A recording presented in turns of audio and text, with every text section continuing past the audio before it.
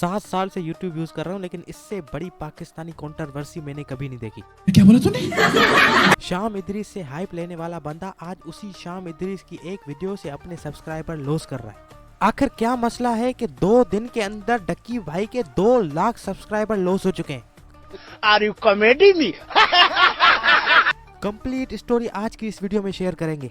Video start करने से पहले मैं आपको एक डिस्क्लेमर देता चलूं कि मैं इस वीडियो में किसी को भी सपोर्ट नहीं कर रहा। मैं अपनी जाती राय आपको बता रहा हूं कि किस रीजन की वजह से लोग डक्की भाई को अनसब्सक्राइब कर रहे हैं।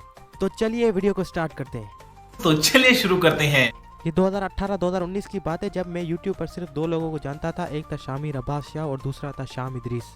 उस वक्त पाकिस्तान के अंदर किसी किस्म की कोई कंट्रोवर्सी नहीं चल रही थी। YouTube के अंदर सब कुछ चल। Wow, nice. अचानक से एक नया बंदा आता है और डायरेक्ट शाम इदरीस को रोस्ट कर देता है। मतलब मेरे लिए तो वो नया बंदा था, क्योंकि मैं उसको पहली दफा देख रहा था। उस वक्त डक्की भाई का मेन फोकस अपने गेमिंग चैनल पर था और वो आहिस्ता आहिस्ता रोस्टिंग की दुनिया में आता जा रहा था। शाम इदरीस से कंट्रोवर्सी करने के बाद डक्की भाई को बहुत ज्यादा पाकिस्तान के अंदर हाइप मिल गई थी। क्या बात है सर? क्योंकि उस वक्त शाम इदरीस पाकिस्तान के अंदर थोड़ा सा कंट्रोवर्शियल थे। लोग समझते थे कि शाम इदरीस फेक प्रैंक्स बनाता है। अब इसी कारण की वजह से शाम इदरीस की मिलियंस व्यूअरशिप अब डक्की भाई को देखने लग रही थी। देखा आपने लापरवाही का नतीजा है। आखिरकार कंट्रोवर्सी का दी एंड निकलता है और दोनों आपस में सुलह कर लेते हैं। उस सुलह में सबसे पहले शाम इदरीस हाथ बढ़ाता है और डक्की भाई इस सुलह को एक्सेप्ट करता है। उस सुलह में मेन किरदार शामिर अब्बास शाह का होता है, जो दोनों को मिलाने में मदद करता है। उस वक्त शामिर अब्बास शाह अपनी प्रैंक्स की वजह से पूरे पाकिस्तान में फेमस था। प्रैंक हो गया आपके साथ। अब मामला बिल्कुल चिल हो चुका था। दोनों आपस में सुलह कर चुके थे और अब किसी किस्म की कोई कंट्रोवर्सी नहीं थी। डक्की भाई इस कंट्रोवर्सी का इतना फायदा ले चुके थे कि अब उसकी स्टार्टिंग में ही लोग उसको पाकिस्तान का नंबर 1 यूट्यूबर कह रहे थे। आहिस्ता आहिस्ता वो अपनी रोस्टिंग की वजह से पाकिस्तान के अंदर एक स्ट्रॉन्ग फैन बेस बना लेता है। यही एग्जैक्ट वो टाइम था जब मैंने डक्की भाई को देखना शुरू किया और एक बहुत बड़ा फैन बन चुका था मैं इस बंदे का। उठा ले रे देवा, उठा ले रे बाबा। बहुत अरसा डक्की भाई रोस्टिंग की दुनिया पर राज करता है। अब ऐसा टाइम आ चुका था कि लोग खुद डक्की भाई को मैसेज करते थे कि हम पर रोस्टिंग वाली वीडियोस बनाकर हमें फेमस कर। चीटिंग करता है तू। रोस्टिंग वीडियोस बिल्कुल ओके चल रही थी। रोस्टिंग पर मिलियंस व्यूज आ रहे थे। किसी किस्म का कोई इशू नहीं था। अब अचानक डक्की भाई अपने रोस्टिंग के चैनल पर रोस्टिंग को खत्म करके व्लॉगिंग शुरू कर लेता है। फिर वो मुकम्मल एक डेली व्लॉगर बन जाता है। फिर मैंने भी डक्की भाई को देखना छोड़ दिया, क्योंकि मुझे वो एज अ रोस्टर ज्यादा अच्छे लगते थे, नहीं कि एक व्लॉगर। व्लॉगिंग बना बना के वो व्लॉगिंग की दुनिया में भी एक बड़ा नाम बना चुका था। अब डक्की भाई शादी करता है और बड़ी बात कि डक्की भाई का शादी का एक भी व्लॉग मैंने नहीं देखा। मैं आज भी उसी बात पर कायम हूँ कि डक्की भाई मुझे एक रोस्टर ज्यादा अच्छे लगते थे। अब अचानक एक बदला ब्रदर नामी यूट्यूबर डायरेक्ट डक्की भाई को रोस्ट करना शुरू कर देता है। स्टार्टिंग में तो मैं भी यही समझता था कि ये खाली एक रोस्टिंग वीडियोस है, लेकिन ये उस वक्त की सबसे बड़ी कंट्रोवर्सी बन जाती है। ये कंट्रोवर्सी इतनी बढ़ जाती है कि ये बात कोर्ट केसेस तक पहुंच जाती है। हमारे में तेरे बाप को मत सिखा, चल। फिर बदला ब्रदर ये बताते हैं कि डक्की भाई ने उसे किडनैप करके तशद्दुद का निशाना बनाया। ये पहली दफा था कि डक्की भाई को क्रिटिसिज्म का सामना करना पड़ रहा था। आखिरकार इतनी बड़ी कंट्रोवर्सी का भी दी एंड निकलता है और आखिर में बदला ब्रदर डक्की भाई से माफी मांगकर इस कंट्रोवर्सी को खत्म करते हैं।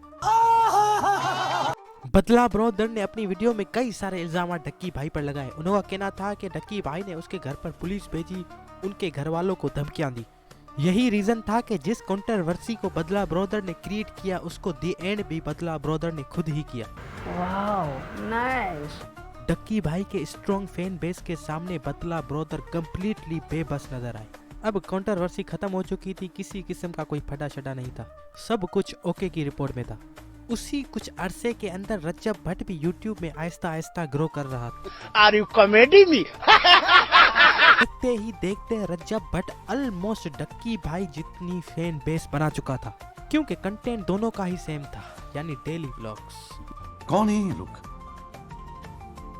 कहाँ से आते हैं? अब कोई इस बात को माने या ना माने, लेकिन मैंने आज तक रज्जब भट्ट का एक भी व्लॉग नहीं देखा।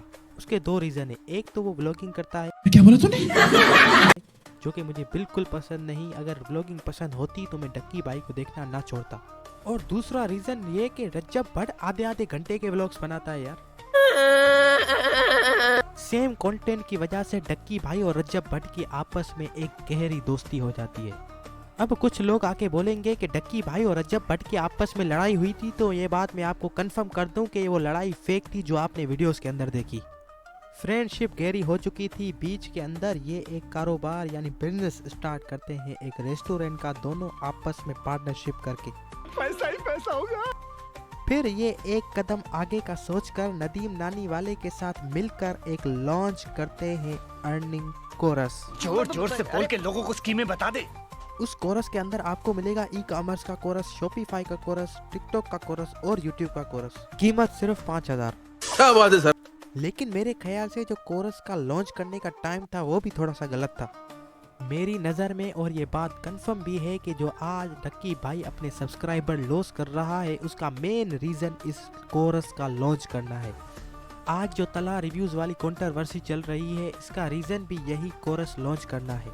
लेकिन जो इस वक्त कंट्रोवर्सी चल रही है डक्की भाई के खिलाफ, तला रिव्यूज़, बदला ब्रदर और शाम इदरीस की, मेरी नज़र में ये पाकिस्तान की सबसे बड़ी कंट्रोवर्सी है।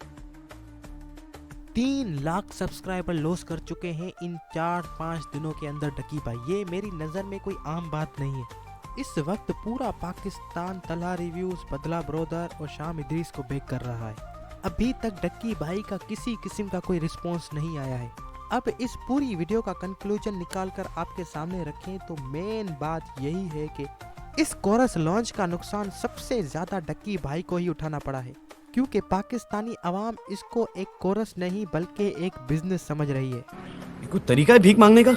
मेरी नज़र में भी कुछ ऐसा ही है, क्योंकि अगर ये लोगों के लिए ही कोर्स बनाया गया है तो ये फ्री में भी अपलोड कर सकते थे किसी अलग यूट्यूब चैनल पर।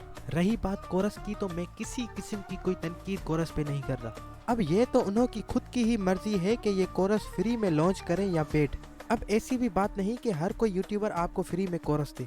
बहुत सारे यूट्यूबर्स आपको ऐसे भी मिल जाते हैं जो फ्री में कोरस सिखाते हैं, लेकिन आपको बहुत सारे यूट्यूबर्स ऐसे भी मिल जाते हैं जिन्हों का कोरस आपको परचेज करना पड़ता है, क्योंकि एक यूट्यूबर ही आपको एक यूट्यूब का कोर्स सिखा सकता है, एक टिकटॉकर ही आपको टिकटॉक का कोर्स सिखा सकता है।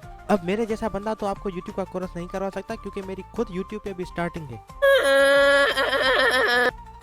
तो लास्ट में आपको यही कहूँगा कि आज जो भी आप डक्की भाई का डाउनफॉल देख रहे हैं वो सिर्फ और सिर्फ इस कोरस की वजह से ही है। आप भी अपनी अपनी राय कमेंट बॉक्स में ज़रूर बताएं कि क्या डक्की भाई का कोरस लॉन्च करने का कदम सही था या गलत, और क्या आप अभी तक डक्की भाई के साथ खड़े हैं या आपने इस कंट्रोवर्सी के बाद उसको अनसब्सक्राइब कर दिया। मुकम्मल जो भी आपकी राय है कमेंट बॉक्स में ज़रूर बताएं। सब्सक्राइब कर दीजिए पोकीमोन को। मिलते हैं अगली वीडियो में।